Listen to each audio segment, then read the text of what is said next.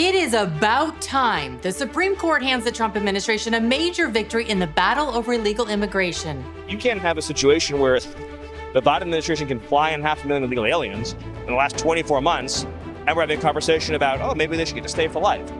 They've been here for 24 months. They were flown into our country illegally, and the good news is the airplanes travel in two directions. Stephen Miller is on fire today, and wait until you see him absolutely destroy CNN's narrative on this ruling. Plus, more great news on the economy, all while the White House says goodbye to Elon Musk. Then Nashville's mayor took his fight with ICE to a reckless new level. Welcome to the Kerri Lane Show. I'm Kerri Lane. The Supreme Court just handed Trump a major win, allowing them to revoke temporary legal status for hundreds of thousands of immigrants.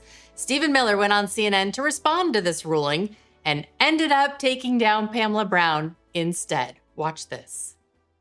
Do you think a judge should just rubber stamp what your White House does? If not, what checks and balances do you think should be in place for this White House? Just think about the premise baked into your question, respectfully, Pam. You're saying that when the American people elect a president of the United States of America, I'm not saying well, it's the implication, who is the sole head of the executive branch. Well, let me finish. I will answer the question happily. But look, when you have these kinds of lazy assumptions built into questions, it makes it hard to have a constructive dialogue. What is a lazy assumption? I said you all had to win. You said no. You said is it my expectation? I'm speaking because now you're putting. You said is it my expectation? It's not just you. It's the whole media. In other words, when you I know hear you a sentence want to like it is a completely fair question. You say judges who rule against the White House. And I will gladly answer it. When you say, do we think district court judges should rubber stamp each action? There is a premise that is built into that is absurd. The president is the sole head of the executive branch. He's the only officer in the entire government that's elected by the entire American people. Democracy cannot function. In fact, democracy does not exist at all if each action the president takes, foreign policy, diplomatic, military, national security, has to be individually approved by 700 district court judges. That's democracy. So if there's 15 communist crazy judges on the court, that each of them as a team working together can block and freeze each and every executive action? Exactly. Decisions that impact millions should come from elected leaders, not activist judges. Now, this ruling clears the way for the Trump administration to begin deporting over 530,000 migrants from Venezuela, Haiti, Cuba, and Nicaragua, many of whom entered through a Biden-era app. Now, turning to the economy, personal income growth for April just blew expectations out of the water. Personal income is up 0.8%. That is almost triple the expectations, and it underscores we could talk about a lot of issues, but when you look at income for the first 4 months of the year, they're powerful numbers, Joe. Up 0.6 in January, up 0.7 in February, up 0.5% last month, up 0.8 this month. This is a great 4-month start to any year. Now, with the income shooting up, and by the way, 0.8 is the strongest income month-over-month jump since May of 21, when it was 1.9. More good news for Americans. German auto giant Volkswagen is making a major investment in the U.S. to sidestep Trump's tariffs. And it's a big win for us. Their expanded footprint means more jobs, stronger economic growth, and a more resilient manufacturing base. It's also going to reduce our reliance on foreign production and protect us from global supply chain disruptions. This is exactly the kind of investment that moves the needle. Nashville's mayor, Freddie O'Connell, he has doxxed multiple ICE agents as he faces an investigation for aiding and abetting illegals. Looks like Mayor O'Connell was involved in some sort of obstruction or the harboring of criminal illegal aliens in the great city of Nashville. But also just last night, his office put out the names of Homeland Security investigators and doxed our ICE enforcement officers. They claimed it was a mistake. There's zero chance it was a mistake, and there will be repercussions. Our ICE enforcement officers are already facing a 400% increase in assaults against them. And he's essentially handing over intelligence to these criminal gangs so that they can target our ICE enforcement officers. It's wrong, and it's beneath the city of Nashville, and I hope he will face consequences. The New York Times, after spending 4 years ignoring the missing children being trafficked across our border under Biden, are now complaining the Trump administration is finding these poor kids. The news outlet wrote, quote, agents are showing up unannounced to interview minors in what the government calls wellness checks, Critics see the visits as part of the immigration crackdown. DHS fired back, writing, quote, "Many of the unaccompanied children who came across the border are victims of smugglers and sex traffickers. DHS is leading efforts to conduct welfare checks on these children to ensure they are safe and not being exploited. These welfare checks have resulted in arrests of some sponsors of these unaccompanied minors, and as a result, the children have been placed in the Office of Refugee Resettlement Custody." If checking on vulnerable children bothers you more than the fact that they were trafficked in the first place, you are part of the problem, not the solution. Because even Jake Tapper over at CNN admits now that the media is biased. Do I think that there is a liberal bias to the media?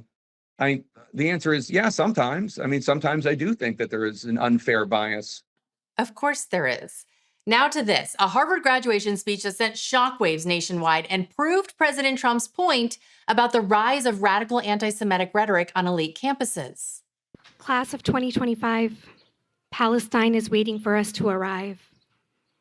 And you must be courageous enough to rise to the call, because Palestine will keep showing up in our living rooms until we are ready to meet its gaze.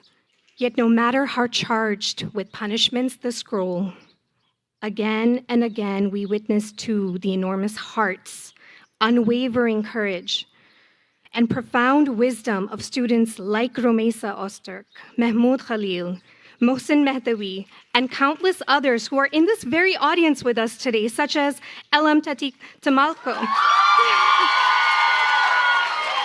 Let's be honest, that speech was not about unity. It was activism dressed as entitlement. She waved a Palestinian flag, not an American one, and showed zero gratitude to the country that gave her the platform to speak. This is why President Trump and Secretary of State Marco Rubio are tightening visa rules, and it looks like the American people are also fed up. You go back a decade ago, 57% of Americans had high confidence in higher education. Look at where we are now. That number has plummeted as of last year, down to 36%. We're talking about a 36-point drop among Republicans specifically. Get this, 68% of Americans said that higher education was on the wrong track. Meantime, President Trump was asked about his ongoing battle with Harvard, and here's what he had to say today in the Oval Office.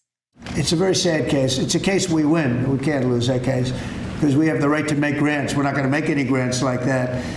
But I don't think Harvard's been acting very nicely. I think Columbia wants to get to the bottom of the problem. They've acted very well. And there are other institutions, too, that are acting, but Harvard's trying to be a big shot. And all that happens is every 3 days we find another $100 million that was given. 2 days ago, we found $200 million more. The money's given to them like gravy. I'd like to see the money go to trade schools.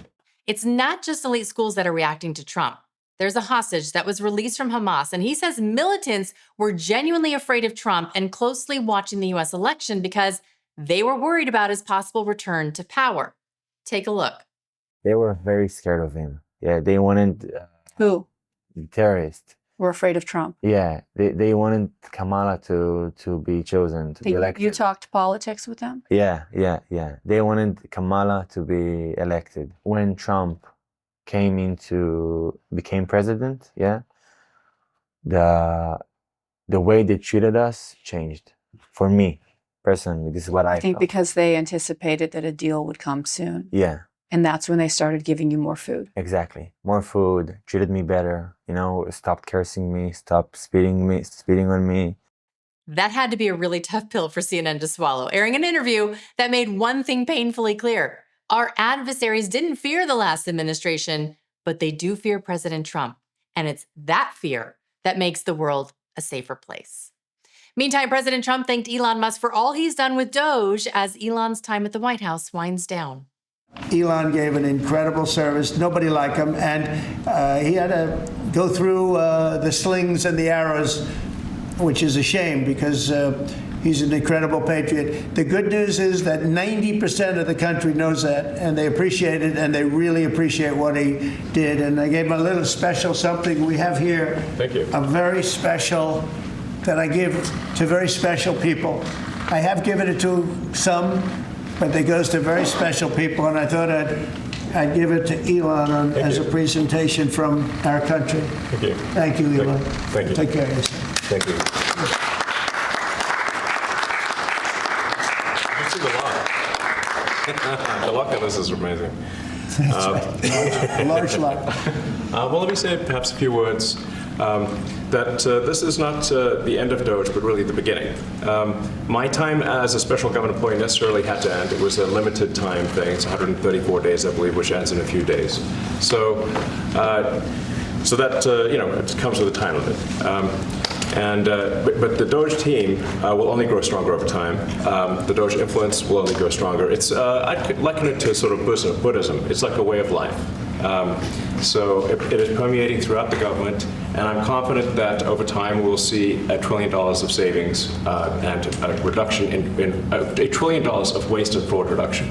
The calculations of the Doge team thus far, in terms of an FY25 to FY26 delta, are over $160 billion, and that's climbing.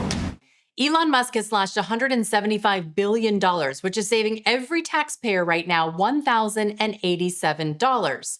Critics are saying, well, you didn't meet your goal. Elon says he's still confident that he will hit the $1 trillion mark over the next year, but that it's not a realistic number to hit in just a few months. Now, shifting gears, I want to share a lighter moment in this press conference when President Trump was asked this. This week, there was a video on board a plane that showed the First Lady of France slapping her husband, Emmanuel Macron. Do you have any world leader to world leader marital advice? Make sure the door remains closed. That was not good. No, I spoke to him, and he's fine. They're fine. They're two really good people. I know them very well, and I don't know what that was all about, but I know them very well, and they're fine.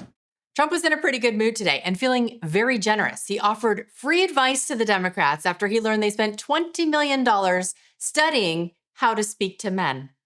They want to spend money to find out what they did wrong. And I mean, I could tell you what they did wrong. I could tell you every one of their programs when they say men playing in women's sports. I would say that's not a winner. When they say transgender for everybody, I think that's not a winner.